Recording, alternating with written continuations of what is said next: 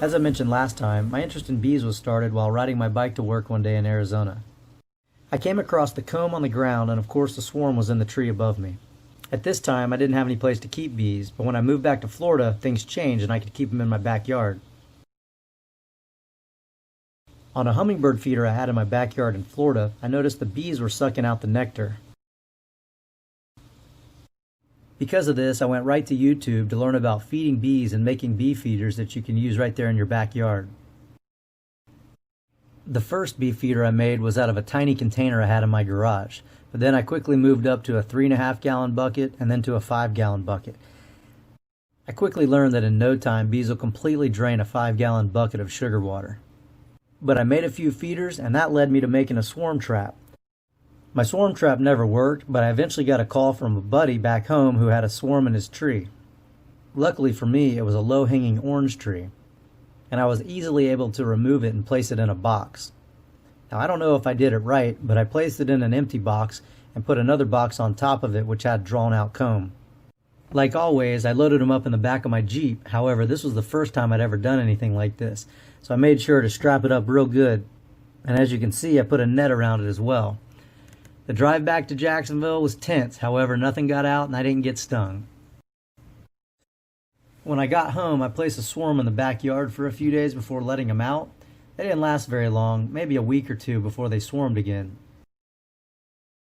So now I had a taste and I wanted more, and that's what led me to the internet, searching for a place to buy a nuke.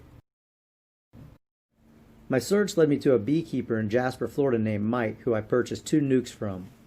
If you're familiar with keeping bees in Florida, you know that you've got to register them with the state. A lot of people might be scared to do this because they think the government's coming to take your stuff over. However, that's not the case. The ag inspector that comes by to check on your hives is just as happy about bees as you are, and he probably has some in his backyard.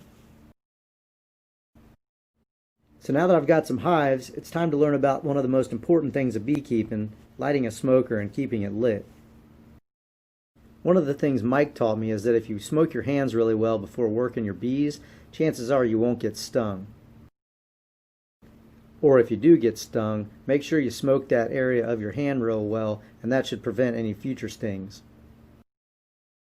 Something that can make working your bees a little easier is marking your queens. That'll help you find her a little easier every time you're in your hive.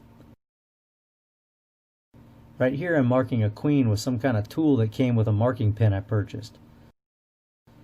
You basically squish her down on the frame and mark her back.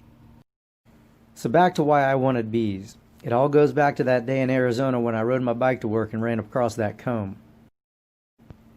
That honey was so delicious I had to produce my own. So getting anxious as the months went by, I finally decided to extract some honey come November. I read a lot about it and decided to go ahead and purchase an automatic extractor rather than a manual one. I'd read too many accounts of people purchasing manual extractors and then soon thereafter buying ones with motors. For extracting, I set up a place in the house where I could close off all the doors, and using a space heater I could get the temperature up to about 102 degrees Fahrenheit. This helps to heat the honey up so it flows out of the honey gate easily. Other things I purchased online for extracting my honey were a strainer, a bucket, a honey gate, and little honey bears to put the honey in.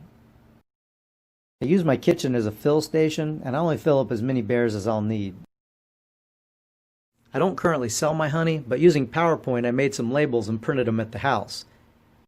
These labels were kind of crude, but after producing a much more eye-appealing label, I sent these labels off to a company on the internet who prints them for me. Although I don't sell my honey, I sure do eat a lot, and I give a ton away.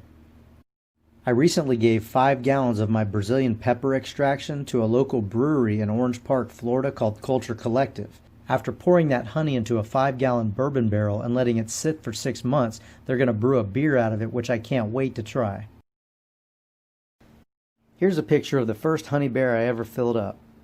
Keep in mind that I'm in Florida, so we do get a lot of rain. The moisture content of this honey was around 20%. Many will tell you that 20% moisture is way too high and your honey is destined to ferment. However, to this day, I still have and use this backyard produced honey. But after checking the moisture content on a jar that's been sealed since I extracted, it's now reading 18.5%. Don't ask me how moisture escaped the honey bottle, but somehow it did. So back to beekeeping. After this extraction, I believe I took too much honey off of my hives and one of them beat it on me, or it swarmed. I was pretty down in the dumps about this originally. However, it motivated me. It made me get onto YouTube and learn how I could turn one hive into 2 or more. I came across a few channels that taught me how to split hives in different ways. I chose to graft a queen. Keep in mind, I'd had bees for all of 6 months by this time, and I was successful at grafting my first queen. Because of that, I was able to split my one hive into 2 hives, and I'm right back where I started. But I think the successful queen rearing got me a little cocky. I purchased an incubator thinking I was going to incubate my cells inside that, but instead, and I must mention at the worst time of the summer, I grafted some queens and tried to split my 2 hives into 7. Needless to say, this was a horrible idea.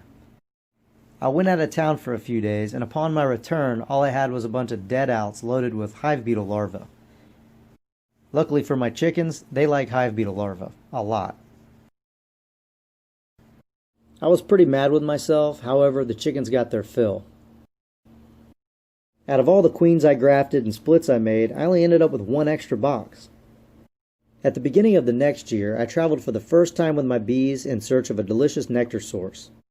That nectar flow was orange blossom, and it was this experience that got me hooked on the idea of moving my bees around the state to target different nectar flows. I already knew that the beekeepers took their hives out to California to pollinate the almonds, but I didn't realize that you could take your hives to different locations to target specific honeys. I learned about this through a beekeeper at a local farmer's market who takes his bees around the state to collect different honeys. So that's now what I enjoy doing with my bees.